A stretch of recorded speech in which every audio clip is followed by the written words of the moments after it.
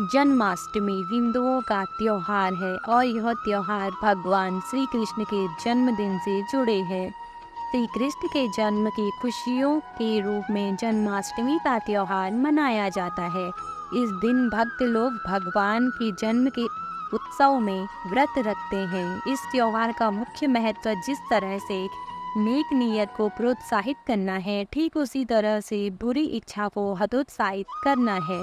भगवान श्री कृष्ण का जन्म मथुरा की भूमि पर हुआ था। श्री कृष्ण भगवान विष्णु के 8वें अवतार है।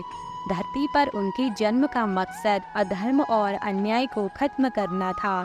भगवान श्री कृष्ण देवताओं में भगवान श्री हरि विष्णु के अवतार भगवान श्री कृष्ण है, जिन्होंने अपने जीवन के हर पड़ाव में अलग अलग लीलाएं किया है। भगवान श्री कृष्ण का पूरा बचपन उनकी अद्भुत लीलाओं से भरा पड़ा है। भगवान कृष्ण के कुल 108 नाम हैं, जैसे बाल गोपाल, कान्हा, मोहन, केशव, श्याम, वासुदेव, कृष्णा और कई अन्य। श्री कृष्ण देवकी और वासुदेव के 8वें पुत्र थे। उनके जन्मोत्सव में उनकी बाल लीलाओं का रूप अधिक देखने को मिलता है। उनकी युवावस्था की भी कई अद्भुत कहानियां प्रसिद्ध हैं। कभी वो एक राजा के रूप में गरीबों के मसीहा बनकर सामने आते हैं, तो कभी भगवान के रूप में भक्तों के पालनहार बनते हैं।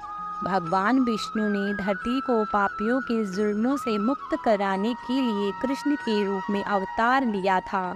कृष्ण के रूप में उन्होंने न केवल कंस जैसे अत्याचारी राजा का वध किया, बल्कि महाभारत के युद्ध में अर्जुन को गीता का उपदेश देकर कर्म का सिद्धांत भी बताया।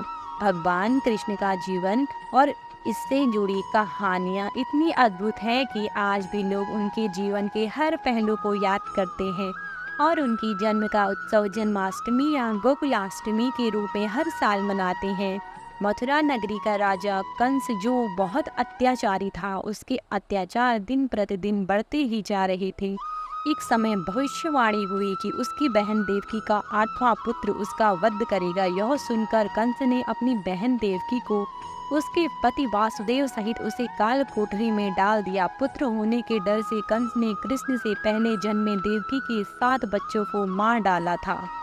कृष्ण जन्म के समय घनघोर वर्षा और चारों तरफ घना अंधकार छाया हुआ था। श्री कृष्ण का अवतरण होते ही वासुदेव देवकी के कारागार के द्वार की बेड़ियां स्वयं ही खुल गई। पहरेदार गहरी निंद्रा में सो गए। वासुदेव किसी तरह श्री कृष्ण को उफनती यमुना के पार गोकुल में अपने मित्र नंद गोप के घर ले गए। वहां पर नंद की पत्नी यशोदा को भी एक कन्या उत्पन्न हुई थी। वसुदेव श्री कृष्ण को यशोदा के पास सुलाकर उस कन्या को ले गए। कंस ने उस कन्या को पटक कर मार डालना चाहा, किंतु वह इस कार्य में असफल ही रहा। श्री कृष्ण का पालन पोषण यशोदा माता और नंद की देखरेख में हुआ। बालकाय में ही श्री कृष्ण ने अपने मामा के द्वारा भेजे गए अनेक राक्षसों को मार डाला और उसके सभी कुप्रयासों को विफल कर दिया, और अंत में श्री कृष्ण ने दुष्ट कंस को ही मार दिया। श्री कृष्ण के जन्मोत्सव का नाम ही जन्माष्टमी है। गोकुल में यह त्योहार गोकुलाष्टमी के नाम से मनाया जाता है।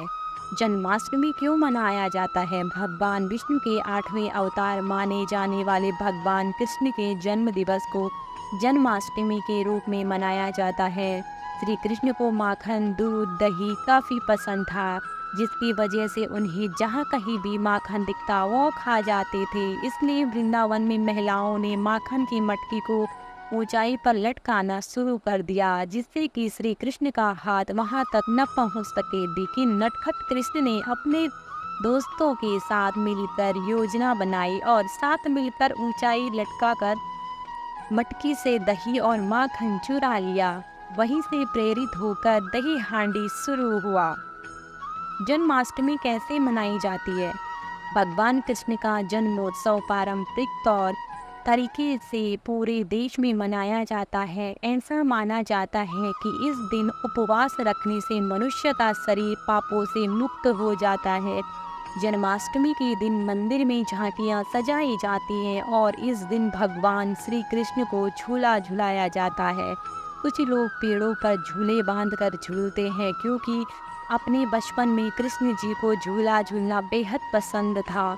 भगवान श्री कृष्ण मक्खन, दही और दूध से बनी चीज़ों को खाना पसंद करते थे, इसलिए जन्माष्टमी के दिन विभिन्न मीठे व्यंजन बनाए जाते हैं। जन्माष्टमी के माखन और दही से जुड़े भी उत्सव होता है। देश के कई भागों में जन्माष्टमी के दिन मटकी फोड़ने का कार्यक्रम भी आयोजित किया जाता है, जिसमें मटका फोड़ा जाता है। जन्माष्टमी पर्व की पहचान बन चुकी दही हांडी या मटकी फोड़ने की रस्म भक्तों के दिलों में भगवान श्री कृष्ण की यादों को ताज़ा कर लेती है। इस दिन भजन कीर्तन करके भी उत्सव मनाया जाता है। इस दिन कृष्ण और गोपिकाओं की रासलीला का नाटकीय रूपांतर प्रदर्शित किया जाता है।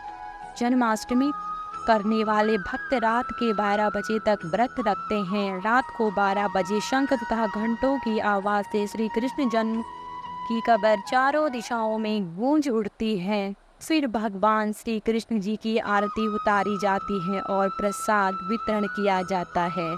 जय श्री कृष्णा।